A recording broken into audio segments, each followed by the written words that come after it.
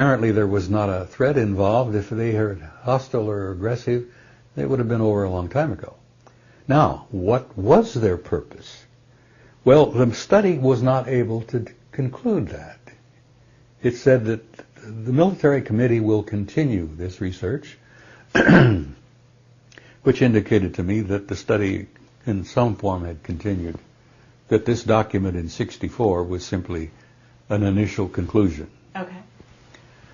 But when they concluded that there were 4 different extraterrestrial groups involved, and one of them was totally human, looked just like us, that was a big shock to the old traditional mindset of the military. Mm-hmm.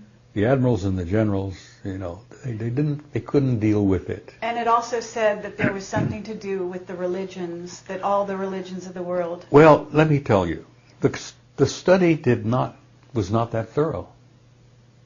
It was a beginning for me. Okay. It was the initiative, the initial event that triggered my curiosity. It launched me on 40 years of research. Mm-hmm. And much of what I've concluded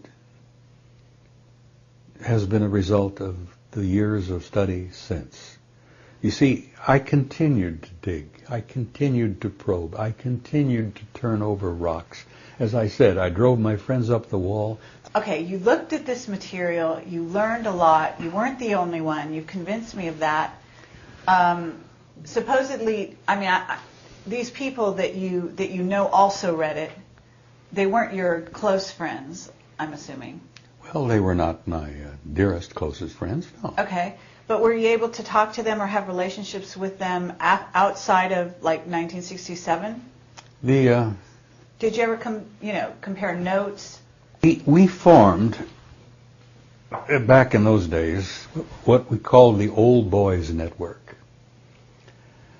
And this network was made up of people like myself, enlisted and commissioned, of all services, Air Force, Marines, Army, Navy, as I said, all ranks. Mm-hmm. There were others like me who were so engrossed by this and excited by it and what it meant. You hear a few of them coming out even today, those that are still alive, saying what I saw, what I learned, what I concluded, the reports I studied, the contacts that I knew happened. Some of them had contacts themselves. Sure. Personal contacts with some of these guys. Okay, so Phil Corso was an example. You familiar with who he was? Absolutely. I knew Phil fairly well. He and I were speakers at several conferences together. And in Italy, I got to know him pretty well. Phil shared with me things that he had happened to him. Not just what he had seen, but he had personal contact with an alien at White Sands. He was in charge of the security of the range one time. And something came in, the radar picked it up. He hopped in his car, went out to see what the hell it was. There is a UFO sitting on the ground. There's a guy standing beside it. And Corso walks over to him and says, what the hell are you, who are you, and where are you from, and why are you here? And this fellow says, I just came to talk. And Corso asked him, he says, well, are you with us or are you against us? Simple military type question, are you with me or are you against me? Mm-hmm. And this guy says, neither. We're neither for you or are we against you. And he had a conversation with this guy that lasted over an hour. And the guy says, please turn off your radar. It disturbs my control or my guidance system so I can leave. Corso went back to the shop or back to the headquarters, turned off the radar, and away he went. I got to know, through the Old Boys Network, dozens of guys like myself who were as excited and enthused about the thing as I was. But they didn't become whistleblowers. What's the difference? Some of them did. Some of them lost their commissions. Some of them lost their rank. Can you name somebody? If they became a whistleblower, do I know them? No. What happened? Many of them just retired and died. Okay, so they tried to blow the whistle, but they didn't get known. They haven't lasted. Let me explain something that you have that allowed you to I was one of the loudest loudmouths. And this is my nature. I retired as a command sergeant major. Mm-hmm. And that rank gives me the privilege to open my big yap to anybody. The generals, the admirals, and everybody in between. You see? It's a unique kind of rank to have. I see. The generals depend on you to tell them the truth. Ah. Whether they like it or not. And so you learn to tell them the truth. Well, I turned out to be a big mouth.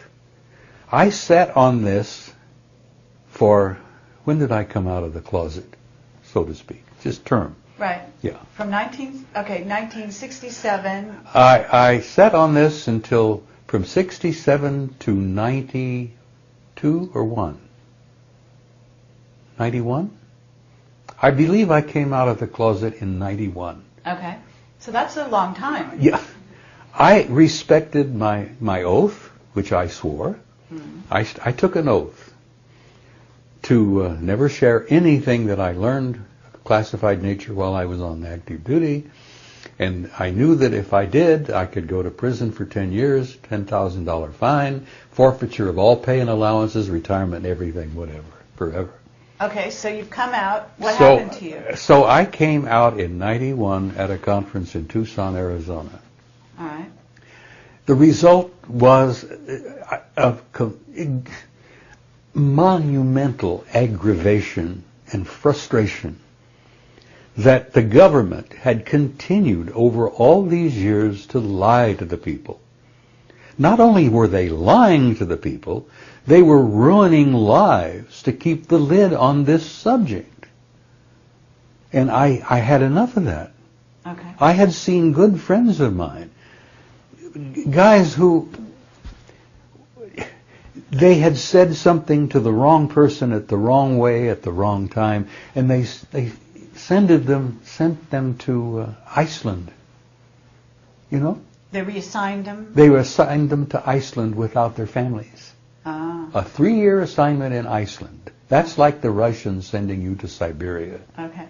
And we have this in this country, the ability to do that. There are assignments here and there that, you know, I don't want to use the wrong term and embarrass you, but you've heard the term annus mundi?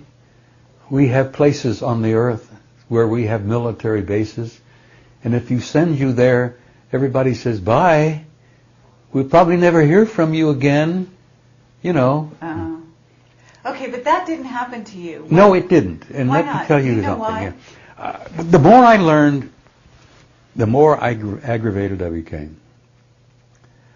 And at 91, I think it was, when I came out, Wendell Stevens is a good friend of mine, member of the Old Boys Network, retired Lieutenant Colonel, Air Force fighter pilot. Okay. Wendell is still alive down in Tucson. He and I were close for years. When I retired from the Army, I bought a house in Tucson, and lo and behold, I found I was right across the street from Stevens. Anyhow, he went to prison. And it was a trumped-up, fixed political deal. I always suspected it was because he had spoken out openly on the subject. Okay. Now, there were people who say no.